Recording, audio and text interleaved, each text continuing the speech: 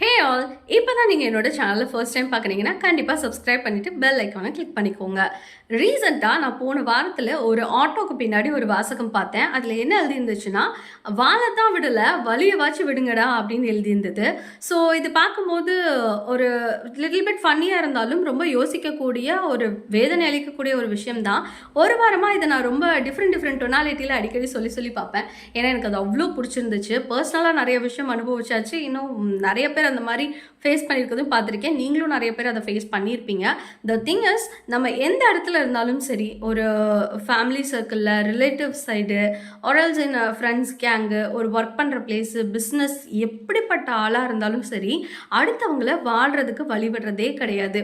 ஏன் இந்த மாதிரி பண்ணணும் அப்படின்னு தெரியல. ஒருத்தவங்க நல்லா இருக்காங்க, அவங்களுக்கு எல்லாமே கிடைக்குது, அவங்களோட வாழ்க்கையில் வளர்ச்சி இருக்குன்னா அவங்க பண்ண டெடிகேஷன், அவங்க பண்ண ஹார்ட் ஒர்க் தான்.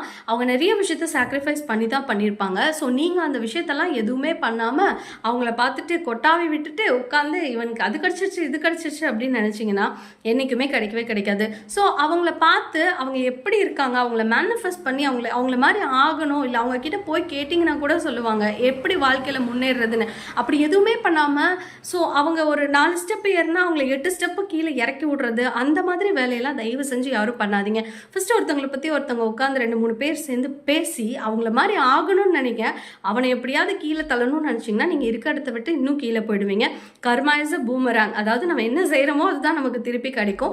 அட் த சேம் டைம் நீங்கள் என்ன விஷயம் பண்ணுறீங்களோ அதுதான் உங்கள் பிள்ளைங்களுக்கு சேரும்.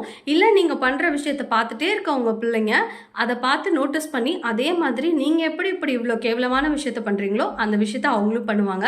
ஸோ எல்லாரும் நல்லா இருக்கணும், நல்லா இருப்போம், நல்லா இருக்கணும் கண்டிப்பாக. ஸோ அதுக்கு அடுத்தவங்களை வாழவும் விடுங்க, வலியும் விடுங்க. நன்றி.